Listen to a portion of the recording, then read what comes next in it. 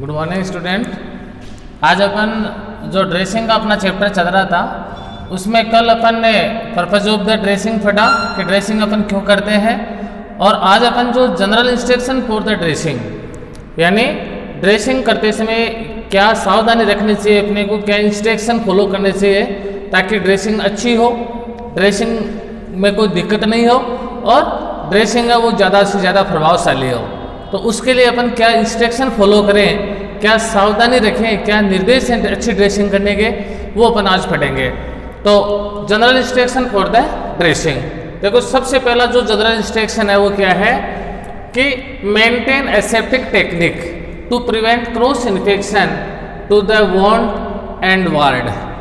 सबसे पहला काम आपको स्टेरिलाइजेशन का रखना है, एसेप्टिक टेक्निक आपको काम में लेनी है जिससे पेशेंट का वॉन्ड और अपना जो वार्ड है वो इन्फेक्टेड नहीं हो, एक दूसरे पेशेंट के बीच में क्रॉस इन्फेक्शन नहीं हो, अपना वार्ड गंदा नहीं हो।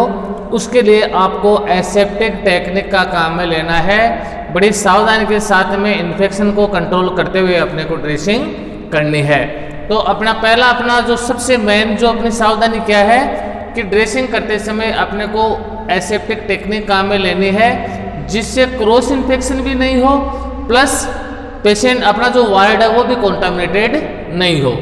Number 2, all material touching the wound should be sterile.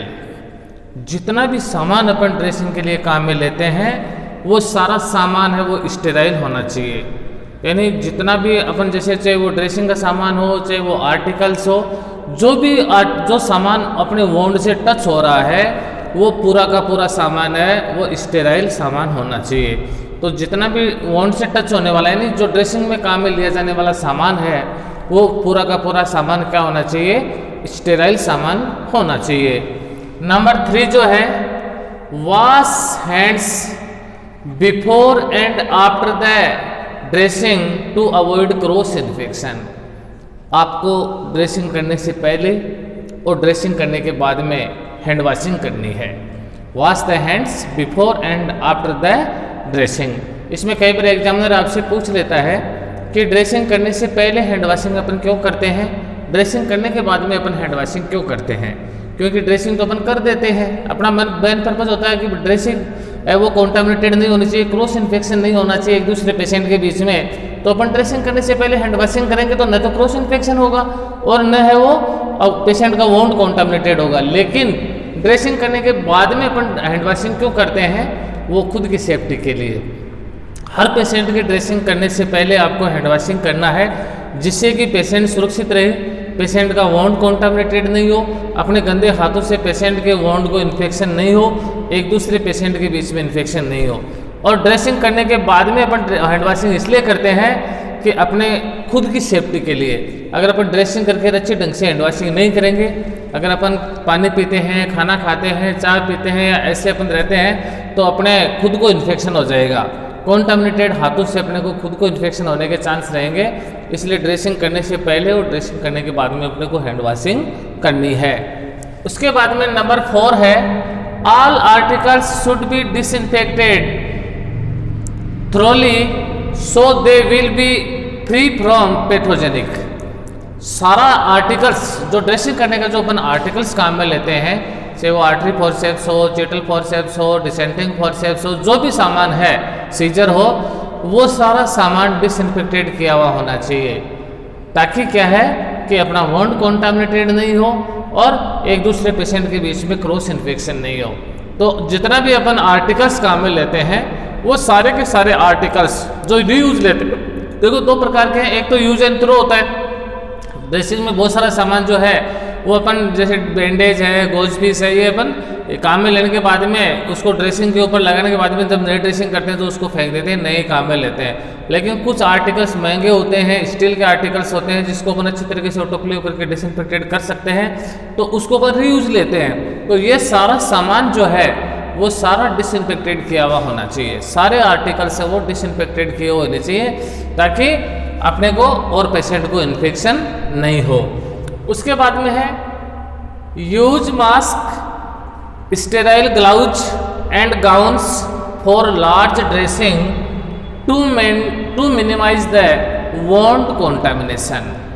देखो कई बार एग्जाम में भी आता है कि अगर अपन कोई कॉन्टामिनेटेड या बड़ी ड्रेसिंग करते हैं तो पेशेंट को कौन कौन सी चीज़ें यूज में लेकर ड्रेसिंग करनी चाहिए।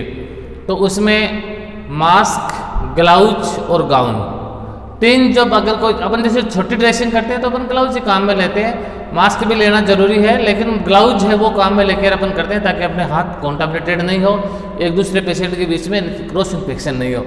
लेकिन अगर अपन कोई बड़ी ड्रेसिंग करते हैं, सर्जिकल ड्रेसिंग करते हैं, बड़ी जैसे मान लीजिए सर्जिकल प्रोसीजर से ड्रेसिंग करते हैं, तो उस समय अपने को मास्क, ग्लव्स और गाउन ये पहन कर अपने को ड्रेसिंग करनी है ताकि अपने खुद की बॉडी कॉन्टामिनेटेड नहीं हो, प्लस पेशेंट का इन्फेक्शन है वो दूसरे पेशेंटों तक नहीं जाए। उसके लिए अपने को मास्क, ग्लव्स और गाउन पहन के किसके लिए, जब अपन कोई लार्ज ड्रेसिंग करते हैं, बड़ी कॉन्टामिनेटेड ड्रेसिंग करते हैं उसके लिए। सादा ड्रेसिंग के लिए अपन ग्लव्स पहन के ड्रेसिंग करते हैं ताकि अपने हाथ कॉन्टामिनेटेड नहीं हो, और बाकी मास्क और गाउन है वो लार्ज ड्रेसिंग के लिए अपन काम में लेते हैं। उसके बाद में है clean want should be dressed before the infected want. बहुत अच्छी बात है, ये बहुत ही ध्यान रखने वाली बात है। Clean want should be dressed before infected want.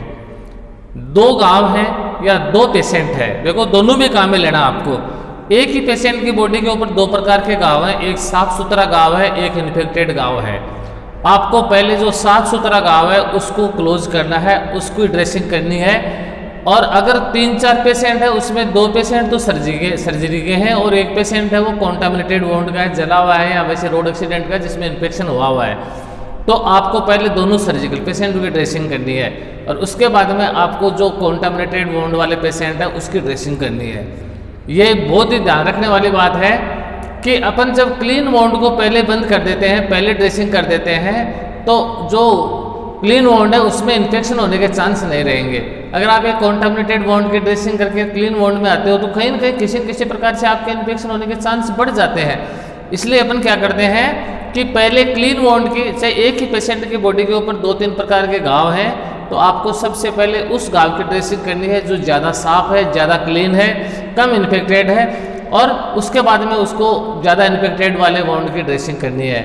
अगर अपने वार्ड में 3-4 पेशेंट हैं तो उसमें जो सबसे पहले जो सर्जरी के पेशेंट हैं जो क्लीन वोंड वाले हैं उनकी ड्रेसिंग करनी है, उसके बाद में आपको इन्फेक्टेड पेशेंट की ड्रेसिंग करनी है। ऑपरेशन में भी ऐसा ही होता है कि जो सेफ ऑपरेशन होते हैं उसको पहले किया जाता है और जो रिस्की या जो कॉन्टामिनेटेड, जो इन्फेक्टेड जो ऑपरेटिव पार्ट होते हैं उसको बाद में ऑपरेट किया जाता है ताकि ओटी के अंदर इन्फेक्शन नहीं फैले।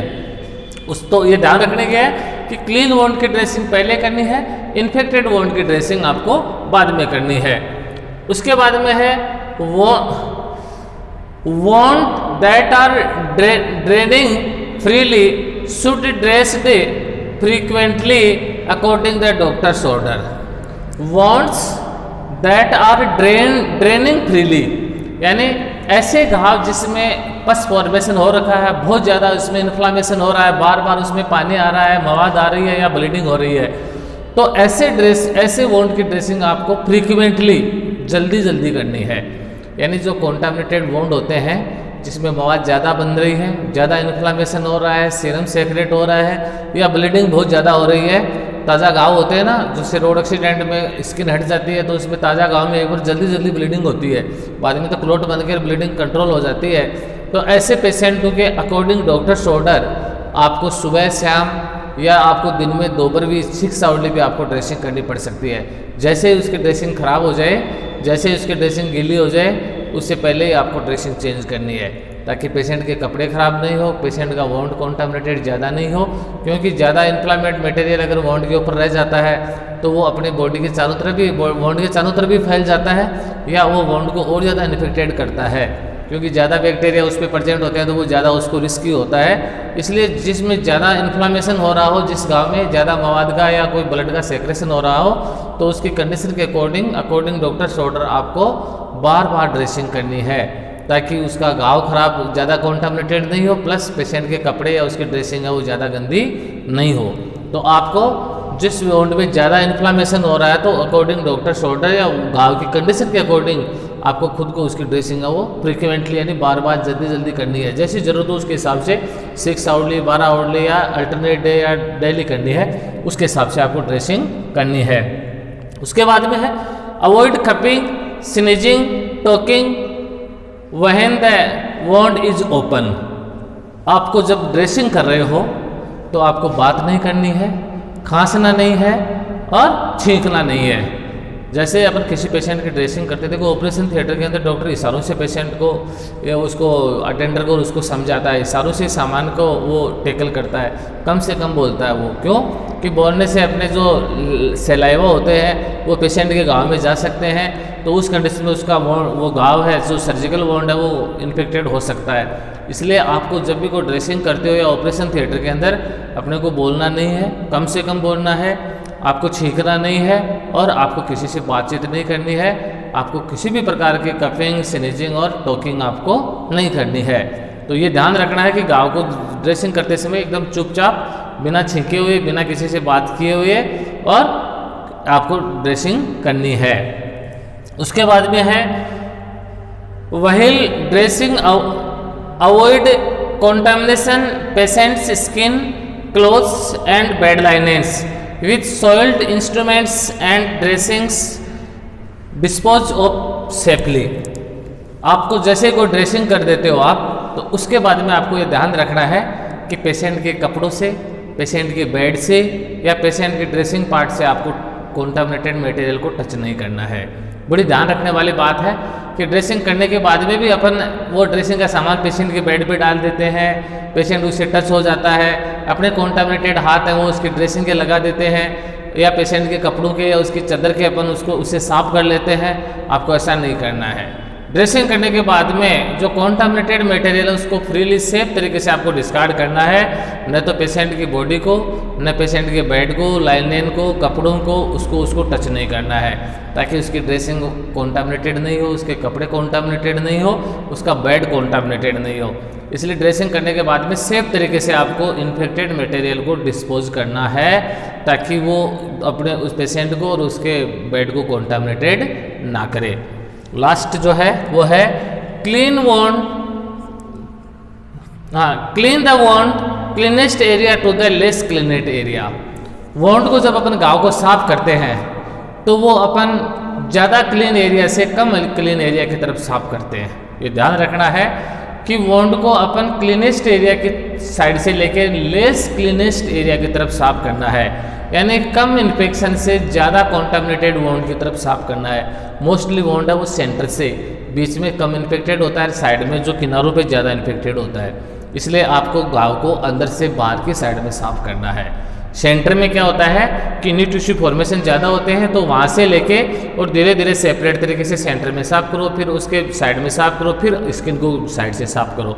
तो आपको लेस कॉन्टामिनेशन से मोर कॉन्टामिनेशन की साइड में, यानी कम इन्फेक्शन से ज़्यादा इन्फेक्शन की साइड में घाव को साफ करना है, ताकि ज़्यादा इन्फेक्शन वाला जो इन्फेक्शन है वो कम इन्फेक्शन वाले एरिया में नहीं आए। इसलिए उसकी सेफ्टी के लिए आपको less contaminated to more contaminated की साइड में साफ करना है, यानी सेंटर से आउटर साइड में वोंड को साफ करना है। तो ये अपने 8-10 जो जनरल इंस्ट्रक्शन है ये फॉलो करने हैं, जिससे कि अपना अच्छी तरीके से ड्रेसिंग कर पाएँ और पेशेंट है वो जल्दी ही उसका वोंड हीलिंग हो जाए और वो जल्दी ही उस इंजरी से रिकवर हो जाए। कल अपन जो ड्रेसिंग ट्रे और उसका प्रोसीजर कल पढ़ेंगे, ड्रेसिंग करने का वो कल पढ़ेंगे। Thank you.